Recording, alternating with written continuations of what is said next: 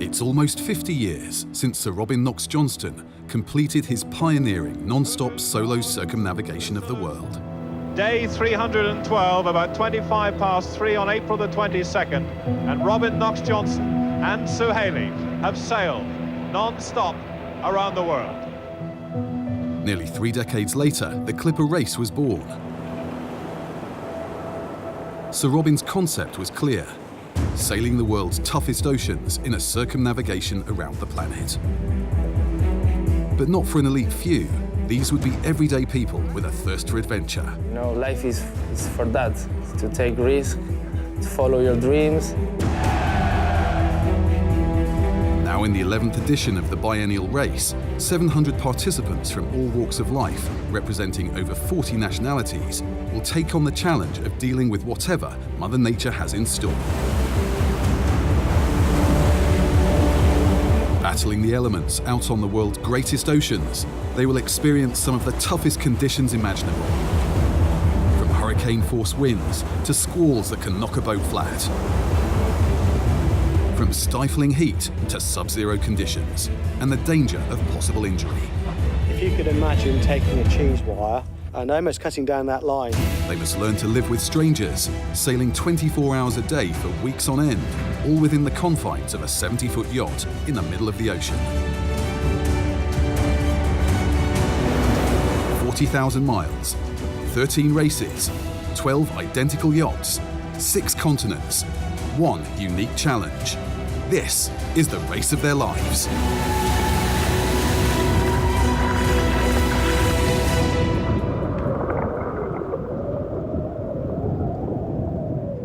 Coming up, it's the big one as the Clipper race crews face up to their biggest challenge in this epic circumnavigation of the planet, the mighty Pacific Ocean. It has a fearsome reputation, and it's not clear how well everyone will cope. We meet 2 novice Mexican sailors who joined for the ride of their lives, and a sailor testing her nerve as the teams are pushed to their limits, facing hurricane-force winds, monstrous waves, and relentless freezing temperatures. It's an experience they will never forget. The Clipper race is a global series of 13 races between 6 continents over 11 months. Starting in England, the first race is a downward roller coaster to Punta del Este, Uruguay. Race 2 takes on the South Atlantic to South Africa, and then it's the infamous Southern Ocean sleigh ride. The Australia leg is split into 3 from Fremantle, including the iconic Sydney-Hobart race, ending in Airlie Beach, before heading to the city of Sanya in China for the first time. Then it's north to a wintry Qingdao, before crossing the mighty Pacific Ocean to Seattle. The US coast-to-coast leg is 2 races via the Panama Canal up to New York. The final race leg sees the fleet cross the Atlantic Ocean to Northern Ireland, before race 13 and the sprint to the finish back in Liverpool. Many of the Clipper race sailors left Liverpool in England at the start of this adventure, heading to Uruguay. They crossed the South Atlantic Ocean to Cape Town before one of the toughest crossings of the infamous Southern Ocean in the 20-year history of the race. Then it was the all-Australian adventure that included the Blue Ribbon Sydney-Hobart race, before a long race north through the tropics to Sanya in China. Finally, it was a dramatic and bitterly cold race to the sailing city of Qingdao in China. After 6 previous visits to the famous sailing city of Qingdao, home of the 2008 Olympic sailing events, the venue has moved to a brand new marina, which has been created over the past 2 years on the west side of the bay, the impressive newly established Wanda Yacht Club. Lots of activities are planned. This morning we went to see one of the cultural temples, learn a bit about Buddhism, meet the monks, ring the lucky bell, and we've been brought to the cultural centre, experience centre now. We've been doing a little Tai Chi and just seeing a bit more of the arts and craft, like scissor cutting and all very traditional Chinese. And everyone is delighted to be able to join in too.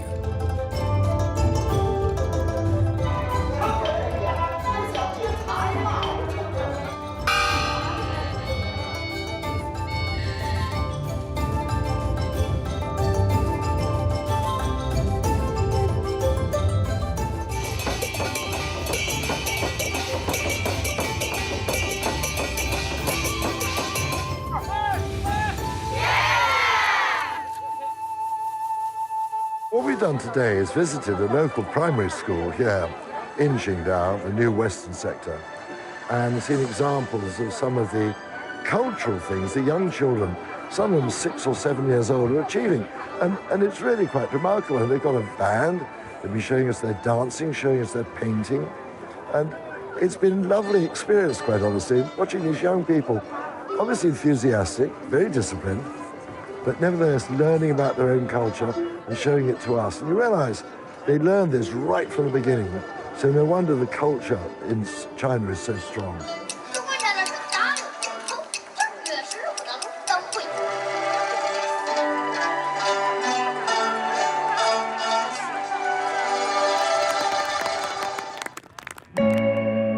This 7th visit of the Clipper race to Qingdao is welcomed once again in impressive style to honour the race and all the teams.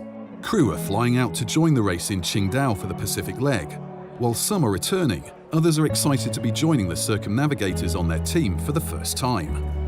Linda Crocker took part in the 2015-16 edition, and she's back with the home port team, Qingdao. I obviously have a love of sailing. I really, really enjoy sailing. And also my friend Sarah, who was on Qingdao, she fell outside Qingdao and didn't complete leg 6. So she wanted to come back and complete leg 6, and I thought, well, she probably needed a friend for the trip, so it would be an opportunity to come back and do another leg. It's race preparation day at the Wanda Yacht Club, and the crews are focused on ensuring that their yachts are ready to take on the North Pacific crossing in the coming weeks.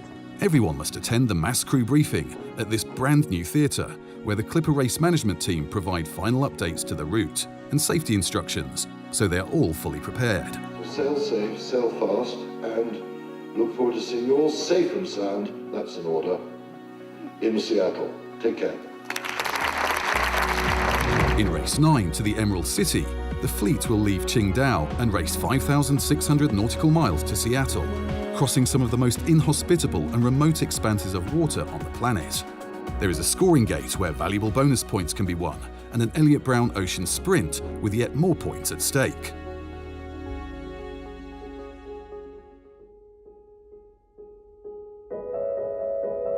Expectations is it's going to be another tough one. And we know in previous race years they've had man overboards, dismasts, helm cages being flattened, 80 to 100 knot winds.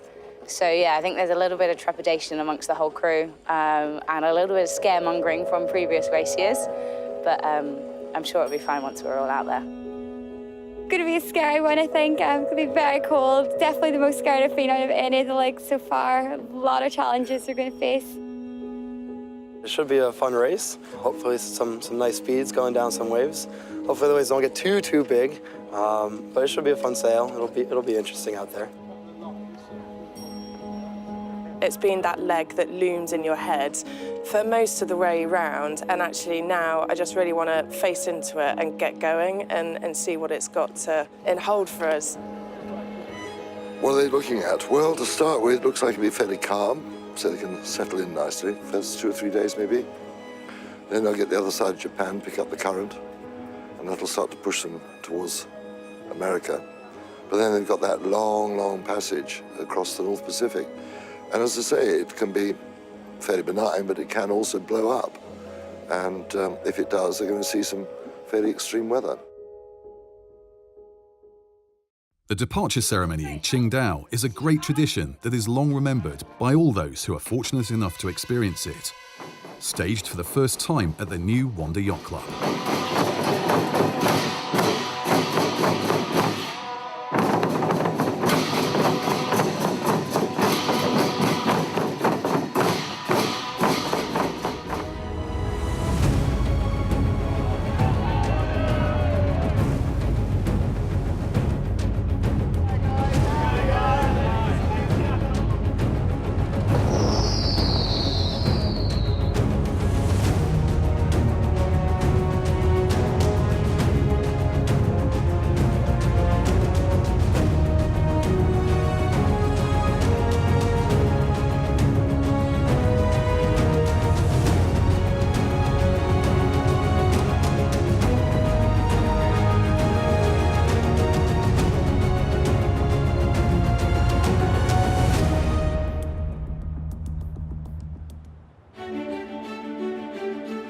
A Le Mans-style start is planned for later in the day, but first they must motor through the fog for safety.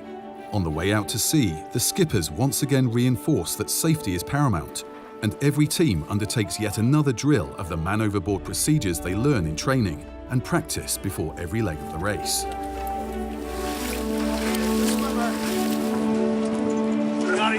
One, two, three.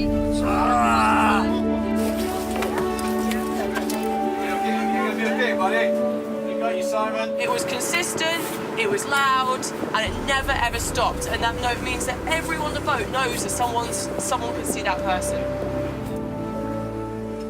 So it's 5 o'clock local time and we are still waiting for the fog to lift. We've made a decision in the fleet to postpone race start, motor overnight, keep going in the right direction.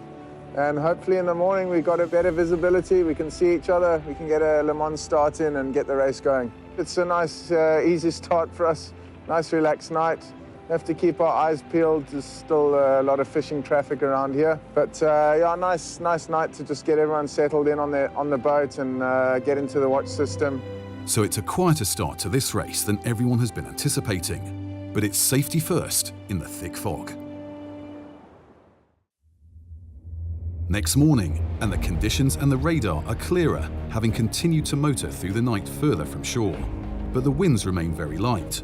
Lead skipper Wendy on Sanya Serenity Coast coordinates on the radio as the 11 yachts gradually line up, ready to start the racing after a 10-minute countdown. We are about 15 minutes away from the start of race 9 to Seattle, so we all starting to line up for Le Mans start.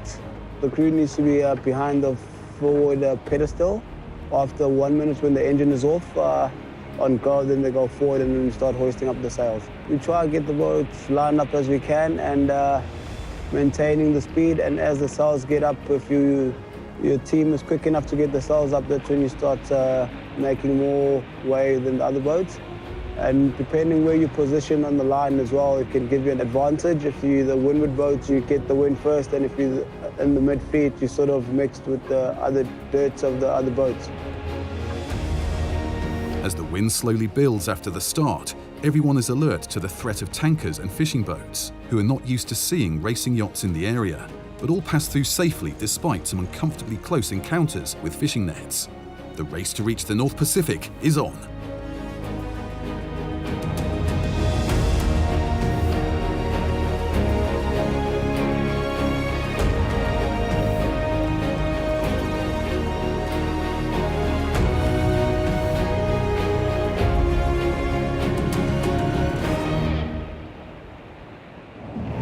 Coming up, one crew member has had a unique experience in the race so far, and which is building her confidence. Meanwhile, after 7 months away from friends and family, the pressure is on for another crew member as the fleet heads into the ocean she fears most. But the Pacific is serene with beautiful weather as they sail past Japan. But this is the calm before the storms to come in the race of their lives.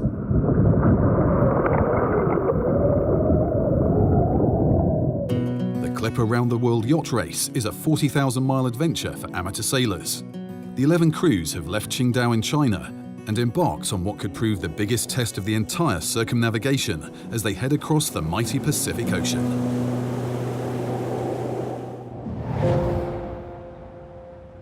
But light winds and fog off Qingdao delayed the planned start, and now the wind is unseasonably light as the teams gradually settle into their watch routines, keeping a close eye on each other's moves as the days tick by and frustration builds. Aboard Dare to Lead, one novice sailor has finally found a home, having endured a remarkable race since leaving the UK 7 months earlier. After a life-changing decision to join the Clipper race, she was originally on the crew of the Greenings team, who won the opening 2 races despite an injury to their skipper in race 1. They left Cape Town as overall race leaders, only to suffer a disastrous grounding on rocks, so the team had to abandon the yacht in the darkness. It was damaged beyond repair and could no longer compete, so Jenny joined the crew of hotelplanner.com, who had to divert to a nearby port for a medical evacuation. Finally, she joined the Dare to Lead team in Australia and has been enjoying the race with her new teammates ever since. I've had a very warm welcome from the team. I trained with them a lot because we shared training at level 4, so I knew quite a few of the team already, which is a big reason why Dare to Lead was a great choice for me. But yeah, very instantly felt at home, connected very well with the crew. We've had, you know, some changeover now amongst the team since Australia, but everyone's been brilliant in their own right. So feel very much at home. I've taken over as the TC from Lou, so supporting Dale in managing the boat and the team, which has been great. So it makes me feel really central to the team and the, you know, the campaign that we're running. So that's been fab, and I've really enjoyed that, and I love being kind of at the centre of things and making things happen with everybody else. So yeah, no, I absolutely feel part of the furniture now. I saw my mum and dad in China, which made me miss home quite a lot, and I did find the last leg particularly tough. It was tough conditions, it was cold. I just lacked a bit of energy, but I think this challenge ahead has really got me back on track. It's always been that one that I've known is going to be probably my biggest challenge. So definitely hit this leg with back on full throttle and looking forward to it. Just want to get going now. Never in my life did I think that I'd ever be able to complete a North Pacific crossing, and hopefully, fingers crossed, that will all go well and we'll sail safe and get there all in one piece and hopefully have enjoyed it.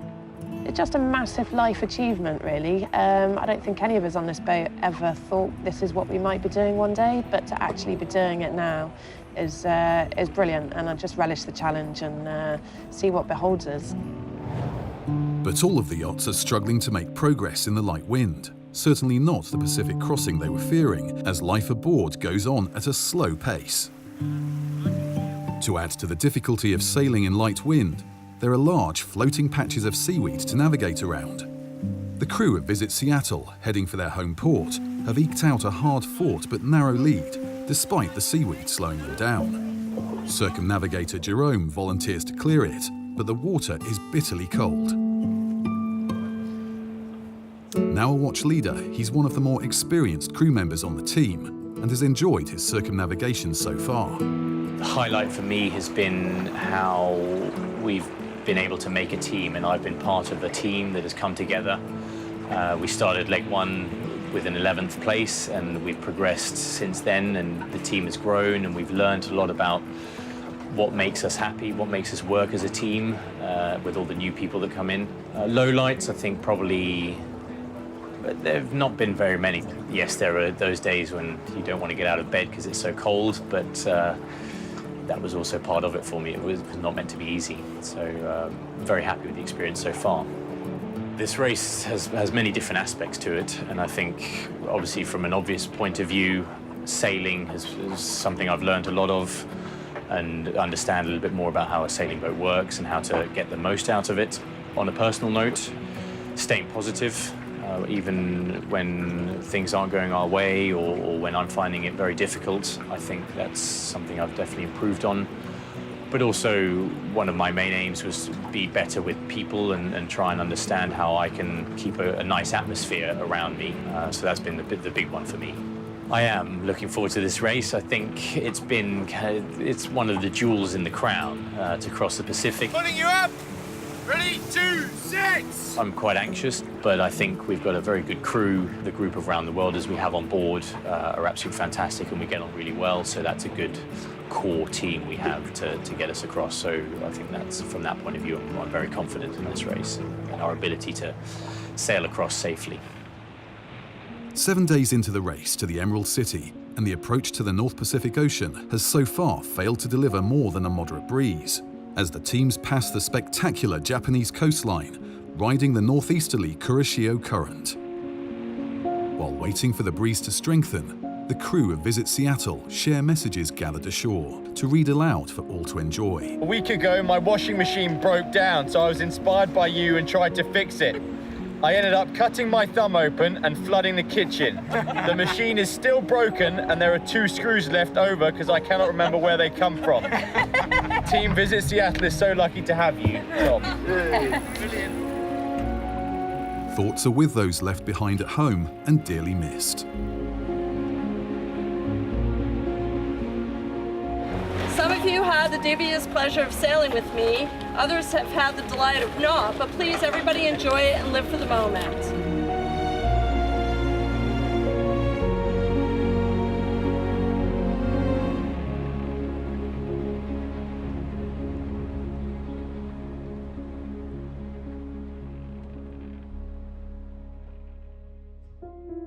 Nikki, who at just 24 years old is the youngest Clipper race skipper, is in the nav station overnight, looking at the fleet closing in. A huge wind hole has engulfed the team, and all their hard work is being eroded by the minute, as the rest of the fleet is going faster and compresses around them. It's a bitter disappointment for everyone, but the wind is set to return soon, when they hope to regain lost ground. Nearby on the Dare to Lead yacht, a UK-based Coast Guard officer has taken time out to fulfill her dream of sailing around the world, and she's having the time of her life.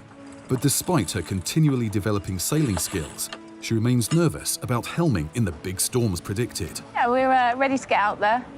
It's been quite nice easing with a wind hole. Not sure how long it will last, but it'll be good to get the leggers settled. But ultimately, I think I'm ready to start tackling the mighty Pacific, see what it has to offer me. It feels like we've been out here for so long, yet the time's flown by, and once we reach to Seattle, we're practically home, really. I'm really looking forward to seeing family and friends. It's been a long time since I've seen them. There's certain things that I thought I'd come away learning a lot more than what I have, but there's some circumstances where it's just difficult to be able to learn what you want to learn. So as a crew member, it's been really good to develop my confidence and trust in the boat and crew.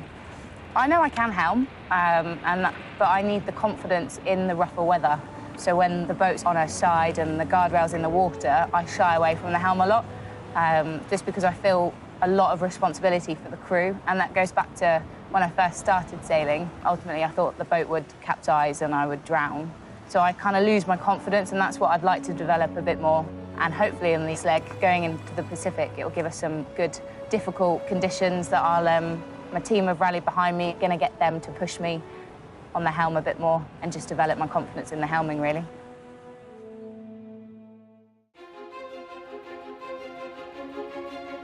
Finally, on the 8th day of racing, and with just a few miles separating the leading teams, the wind begins to fill, the yachts heel and pitch, and the speeds rapidly increase, as do the smiles of those aboard enjoying the experience.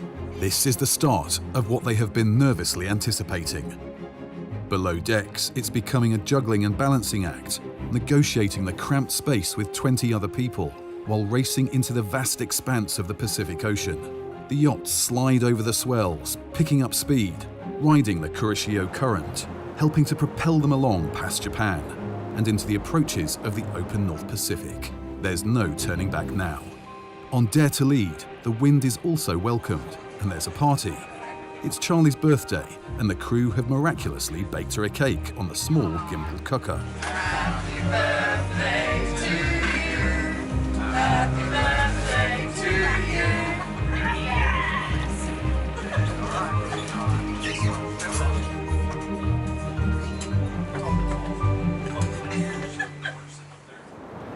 But on-watch crew are battling with a serious problem.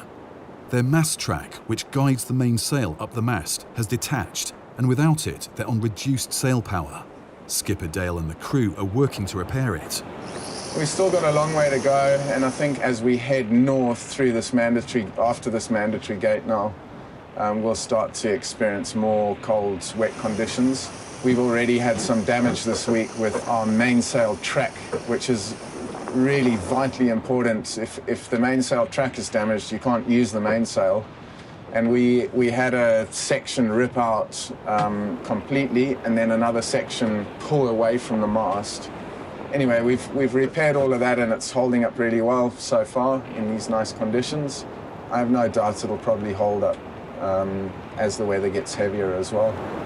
Having led since the start, a recent tactical decision to head south has backfired for Nikki and the crew of Visit Seattle. They missed the wind the other teams enjoyed, and they have fallen to the back of the fleet. UNICEF is now in the lead, with 9 teams in close contention as they head ever further east. The crew of Dare to Lead are vying for 5th position, and aboard are 2 novice sailors from Mexico, who join the team in Qingdao to enjoy their Pacific adventure together. But it's certainly testing them. I heard about it from Fernando. I don't know where did he found out. Basically, what attracted us was crossing the Pacific. Not going around the world, but crossing something that you wouldn't cross normally. I think about that every day. There's no need to cross the Pacific in a sailboat. Well, are we here again? I don't know. We were lucky because we just said, can we sail together? Yeah, sure. And we had the same training, the same, and the same boat. Also, it helped that we're Mexican. It's like, you know what happens if you don't do it.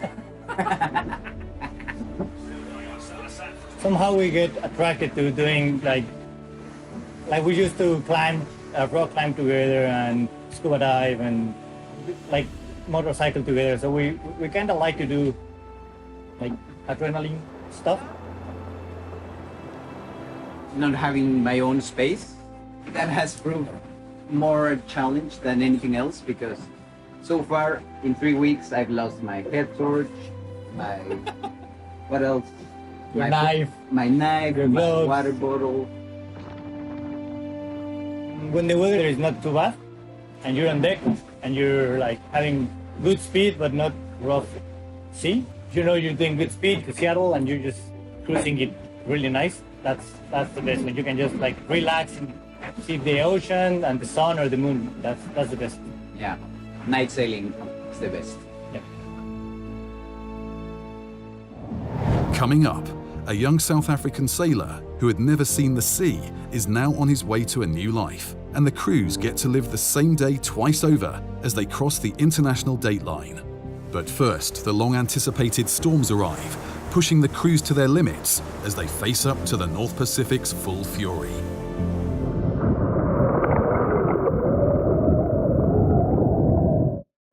The Clipper race left Qingdao in China on the next stage of the circumnavigation of the planet, a 5,600 nautical mile anticipated battle across the cold North Pacific Ocean.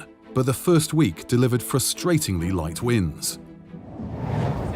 For the skipper and crew of Visit Seattle, there's huge disappointment aboard after a tactical decision to break away south of their rivals backfires. We were doing really well in the lead, and about, must have been 100, 200 miles out from the gate, I made a decision to go south, looking for the current. And based on the weather forecast, it was probably a good decision, but the weather forecast did not pay out, and unfortunately we were the only boat that went there. So we went from first to last place, which is the worst feeling ever. 11th place is not somewhere where this team are normally sitting, and they're very competitive, so it was crushing for everyone, really. But I think more than that, that means we're going to be a day later in Seattle, and it means all these people who have their family waiting for them are going to have a day less with them. I'm going to have a day less with my family. The race has been really slow to start, so we're like a week behind everyone. You know, it's 12 days right now to the beginning of the arrival window, and we've got over 4,000 miles to go. So that would be like crossing the whole Southern Ocean in 12 days. So that's just not going to happen. Trying to stay cheerful, but you know, we've had to talk about rationing, and we've had to make a new food plan to make sure we have enough food to last, and just realigning expectations. Nearing the end of the second week at sea, a North Pacific low has reached the fleet, and the swells have built, blown into huge rolling waves with winds gusting 40 to 50 miles an hour. The teams are enjoying fast speeds, riding the waves, setting new records for this race so far, surfing down waves at over 25 knots in the freezing conditions. In this weather, only a few of the teams choose to alter course for the scoring gate, so it's Sanya Serenity Coast that takes 3 bonus points for crossing first, followed just 33 seconds later by fellow Chinese team Qingdao, with UNICEF adding a bonus point in third. Despite their damaged mast track, the Dare to Lead crew are sailing fast and up to third position in the race. One of the crew members from South Africa is living his dream. 6 years ago, he'd never seen the sea, let alone a racing yacht.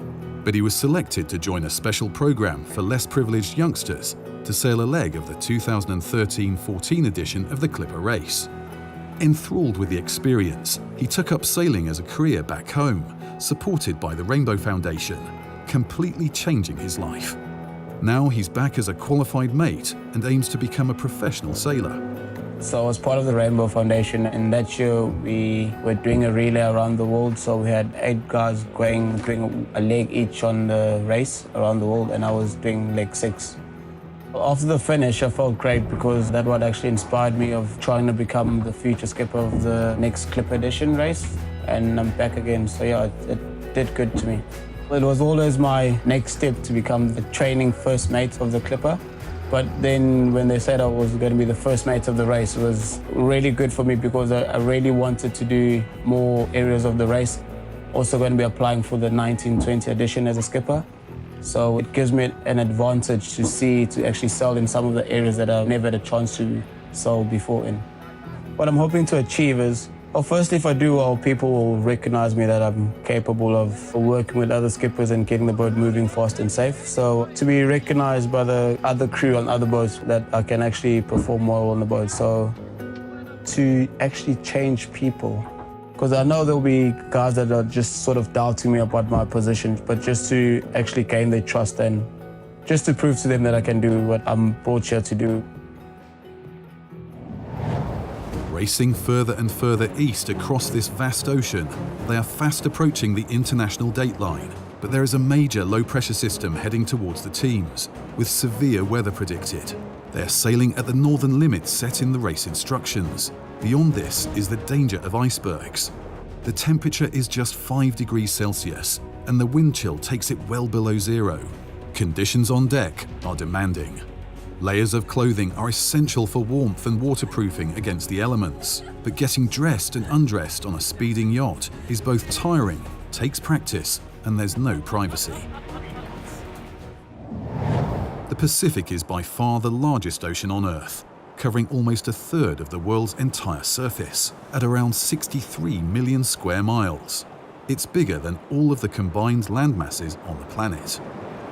Racing across it, these 70-foot yachts are dwarfed by this vast expanse of water as they approach the international dateline. The teams are so isolated that the nearest humans are in the International Space Station when it occasionally passes above. It's the most remote place on the planet, and now it's predicted to become hostile too. The western side of the virtual beach is the international dateline, where you cross from 179 degrees 99999 east to 179 degrees 999 west. You cross, you're exactly opposite to the Greenwich meridian in the world, and the time goes from 12 hours after universal time to 12 hours before universal time. So essentially you gain a whole day. So we live the same day twice. Aboard Dare to Lead, there's great interest to see the compass change from east to west in an instant. It's great crossing the international dateline. It's another milestone in the Around the World adventure. We've crossed the equator twice now. The dateline was the next big thing, and it just shows that we are well and truly crossing off the Mars to Seattle. Tomorrow is our second sort of system that's forecast to come through. It's going to be quite big. We're looking at 40, 50 knots sustained, and then gusts into the 60s or 70s, which is pretty windy, and it's going to be upwind at first, which is a lot harder on the boat. So we've just spent today, prepping the boat for that, checking. We did a bit of a rig check and checked the sail and made sure so everyone's getting enough rest and didn't push too hard. It should last 24, max 48 hours, so not too long. We can deal with that pretty well. A few nerves in the house, definitely, but it will be fine. And the winds are rapidly increasing as the teams battle further east, with the two Chinese entries, Sanya Serenity Coast and Qingdao, setting the pace. Visit Seattle are improving their pace and move up to 9th, with hopes of clawing back a good result.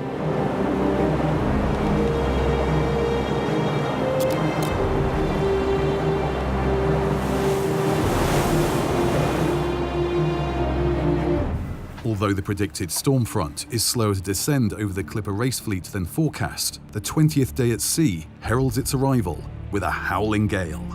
And everyone must draw on their inner strength to rise from their bunks and prepare to face Mother Nature at its wildest.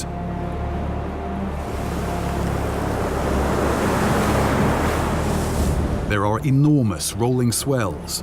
The winds are gusting to 60 knots, and more is coming.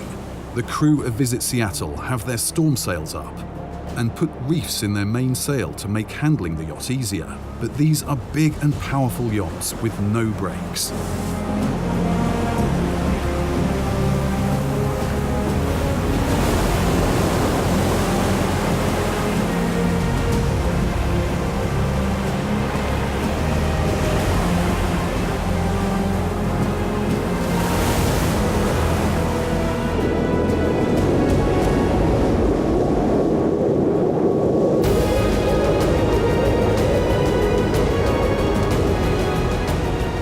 The air is raw, the wind howls, and the ocean rages. Big swells and white water stretch to the horizon and beyond. The Visit Seattle crew are on a northerly track and right in the teeth of the gale. The conditions appear overwhelming.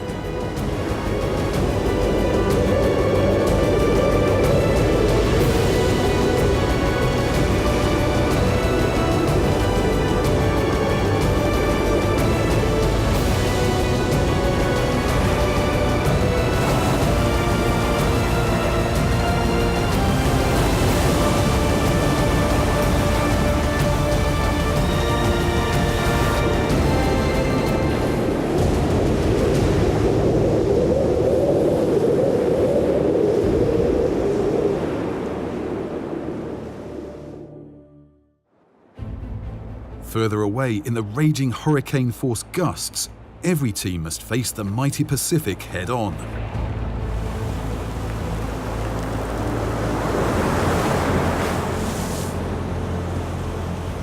Now is the time for Charlie on Dare to Lead to step up or let the opportunity pass. I finally got on the helm. I bit the bullet. I just needed a bit of a push to get on it, and once I did, I absolutely loved it, which was quite a surprise to me, but it was a good surprise. I had some big surfs. I hit a record speed of 25 knots on white sails, so that was quite cool, because normally you'd only get that sort of speed under spinnakers. And I think the highest wind I've been helming in is about 45 knots, which is a little bit fruity and exciting, but it's good. It's tough on the arms and the whole body, really. It's a good workout and definitely keeps you warm when it's absolutely freezing. You get just a little hint before you start surfing down a wave where it feels like you're on a plane and you're about to take off. Or if you're in like a Ferrari and you put your foot down, the boat just speeds away underneath your feet. And that's the moment where you're just like, oh, we're holding on for dear life. It's exciting, but it's also a little nerve-wracking. Yeah, there are moments when you're on the helm that the boat's too powerful, you know, the wind and the waves. There's a bit of a squeal now and again, either Justin or Malcolm comes out of my mouth, but they just give me a little push on the helm just to give me that bit more brute force so I can keep the boat downwind. Otherwise, you start rounding up, the boat heels, it's more pressure and power in the sails, and we're going the wrong way, ultimately. We want to get to Seattle.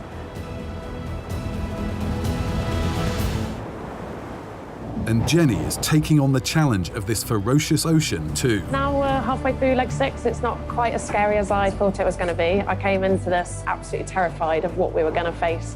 And we've had the wind hole at the start of the race, which was kind of some downtime for us as a team. And then we've now kind of come into some big weather. So this is probably more of what I was expecting. And actually, surprised myself at how confident I feel, given we're halfway through. So yeah, really looking forward to getting to Seattle now. It is a brutal leg, it's cold, it's wet, and it's really, really draining. So yeah, roll on the next 2,000 miles. I guess I want to be a good all-rounder, so it's important for me to pick up skill set in both the cockpit, on the foredeck, and helming when the conditions are right.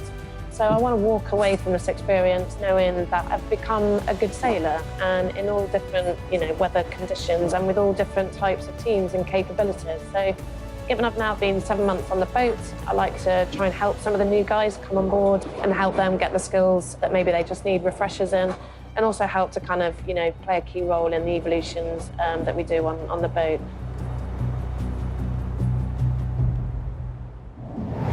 Coming up, the fleet emerges from the storms, battered and bruised as the home port team suffers another setback in their efforts to claw back places. There's love in the air with the prospect of yet more Clipper Race wedding bells. And in the final sprint to the finish line, there are more twists to come in the last week of this epic race across the North Pacific.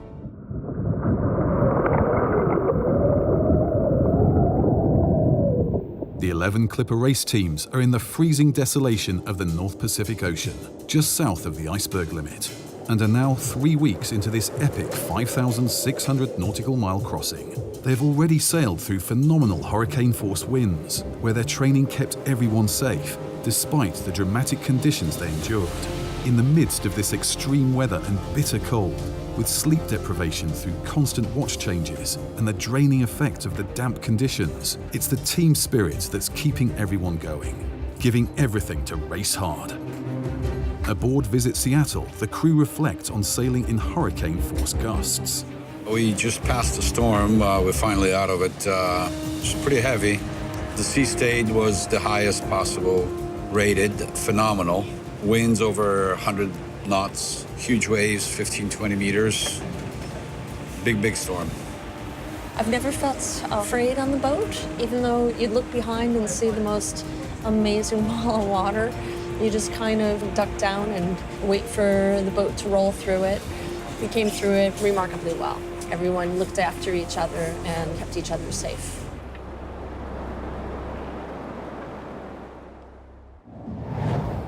But the crew have been battling with a damaged mast track caused by the high winds in the storm. Jerome and skipper Nikki have been involved in fixing this, but having to drop the mainsail has cost them speed, and the team have lost precious miles after clawing their way back up from last place.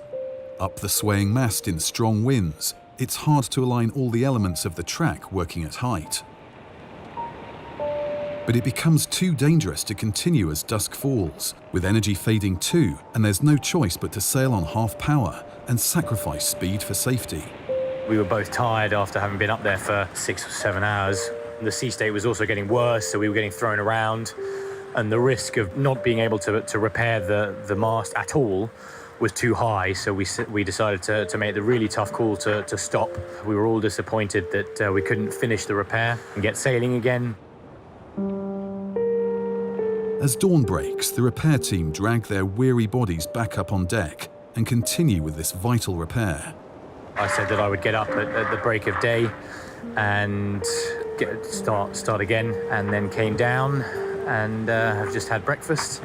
And in that time, the other watch have hoisted the mainsail, and it's flying full main, and so far so good. So yeah, very, very tired, but very happy that we managed to do it.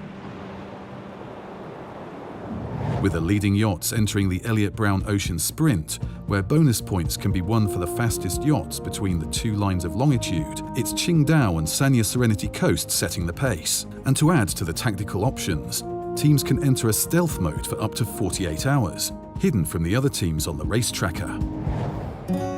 The finish in Seattle draws closer by the hour, and many crew are thinking of reunions with loved ones. For the bowman on the Dare to Lead team, the Clipper race has literally changed his life, as he is planning to leave his home in America after proposing to a fellow crew member he first met during training. Unexpected benefit of this race was meeting Shona, one of our crewmates here on Dare to Lead.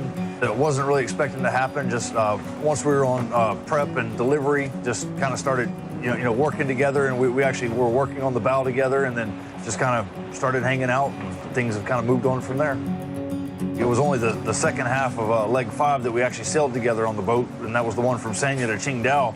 The actual leg we did together, we were on different watches, so it was nice, just seeing each other during the handovers. But yeah, it was just nice to be back together after a break of nearly 3 months. She'll be in Seattle, so that'll be good to see her again, and then actually it'll be a little more interesting because being back in the U.S., so my mom and sister are coming up, and her mom actually lives in Salt Lake City, which is relatively close to Seattle, so be kind of a little family get-together, which should be interesting. Never really be too certain about the future, but now making plans. We're moving to London when the race is over, so yeah, we'll just continue where we are and see where it goes from there.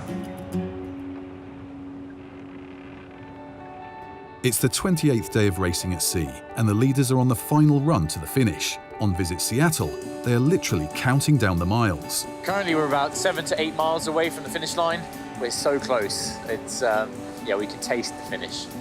We are coming up to the Olympic Mountains, which is a big mountain range around Seattle, and it's hugely impressive.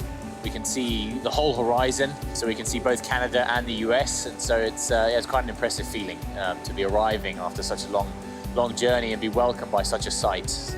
I'm feeling really chuffed that we've made it. We've got a good, relaxed atmosphere on board, so it just makes everything a lot easier, despite the fact that everyone's tired, everyone's cold. So, no, feeling great. But ahead of them for the crew on Dare to Lead, time to reflect on their Pacific adventure. The race was cold. After the second week, I lost track of time, so. We knew it was gonna be cold, we knew it was gonna be wet, we knew it was gonna be really long. It was like a concept. Didn't really realize how long and cold it was gonna be. The storm was crazy. That phenomenal sea state was interesting and nice surfing on the waves. When you're driving, we had the waves coming from the back and you don't actually see them, you just feel like start surfing. But when you're not helming and you see the guys helming, you can just see the waves rising on the back and it's like, what's going on? My love for sailing increased with this leg. Instead of diminishing, it went up. I don't know how to explain it, but I just lived another experience about sailing and I like it. For me, in my case, it was harder, like mentally. I had a rough time with the length. It would have been much harder if I hadn't had Fernando here. Yeah.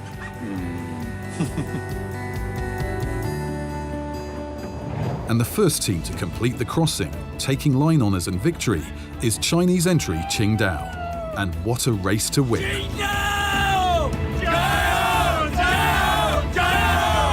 Having surmounted all of their issues across the Pacific, the Dare to Lead crew sailed into a wind hole just a mile from the finish line, costing them places, as their race finally comes to a close in 7th place. Great, fantastic to finally finish. It's been a long slog, very tough at times, both physically and mentally, but to be able to finish, just ecstatic. Highlights of the race. The beauty of the sheer power in the ocean. I think just sitting on deck and watching everything swarm around me, I think that's probably one of my highlights. At the time, you don't quite realise the sheer power behind the ocean and actually how strong the conditions are. You get off deck and it's when you're in your bunk listening to it roaring that you actually realise what you're in. When the storm did come through, it was very big seas, big swells. It's nice to see the guys a bit big eyes when they're seeing the swells behind the boat. And we did handle it well, we sailed the boat well. We never had any damages and no crew was injured during the storm. So yeah, it was, we really sailed well and we worked well as a team as well. I think the highlight was actually surviving that storm. The leading yachts arrive into the Puget Sound to the city of Seattle and see the magnificent waterfront for the first time.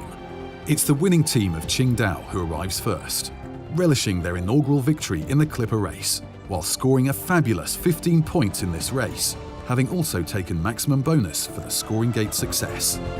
I'm really, really pleased I've done it. It wasn't as bad as, there weren't as many bad days as I thought there were going to be. At the moment, I feel I've fulfilled my Clipper challenge, and at the moment, I don't see it happening, but I don't think I said that at the end of the last race, but maybe I did. Second into Bell Harbour Marina is the Sanya Serenity Coast team, securing their 5th podium position of this circumnavigation and maintaining their overall lead. There's delight all round, especially having set a new Clipper race speed record at almost 36 knots in the storm. Quite a marker for these 70-foot yachts. And third to reach Seattle is the crew of UNICEF, scoring only their 2nd podium position so far, but arriving safely after a Pacific crossing that had it all. Dare to Lead reaches Seattle later in the day, and there to greet the crew are excited friends and family, eager to see their loved ones. It wasn't as bad as I thought, and it was more incredible than I thought. We experienced some of the most incredible, probably ocean scenes I'll ever experience, and to have that opportunity and to be able to sail through it and so brilliantly as a team was just incredible. So I'm really, really chuffed. Early next morning, the crew of Visit Seattle celebrate after a punishing 29 days of racing as they finally finish their Pacific crossing in 8th place, having suffered the severest weather of all the Clipper race fleet. We put ourselves in a position north, which meant that we got probably the worst of the winds. We were prepared for it, but when you're actually in it, it's just unreal. I mean, it was beautiful, actually. Beautiful in a really kind of aggressive way. Really, really amazing. There's tiredness, there's kind of weariness. I think it's been a really long leg, lots of different weather and sea states, but yeah, I'm thrilled that it's over, thrilled that we've survived, thrilled that we're still together as a team, that we've got a good kind of group dynamic, everyone's still getting on, and so that makes it a lot of fun to be on board. So, no, very, very happy. After 9 races in this circumnavigation of the planet, Sanya Serenity Coast remain at the top of the leaderboard, but Qingdao have closed the gap after their recent success. There's disappointment for Visit Seattle and have yet to play their joker for double race points.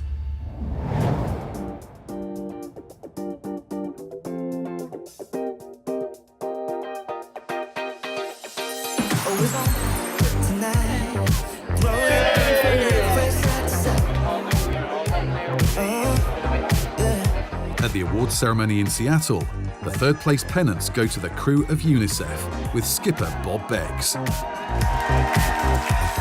The Sanya Serenity Coast team collect yet more pennants to add to their collection, with a well-deserved second place. And the crew of Qingdao are delighted to have finally scored their first victory after leading the fleet in so many races before.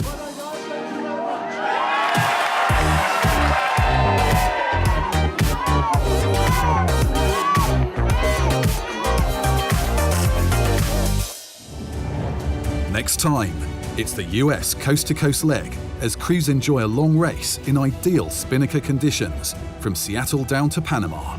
And there's excitement as the crews transit through one of the modern wonders of the world, the Panama Canal.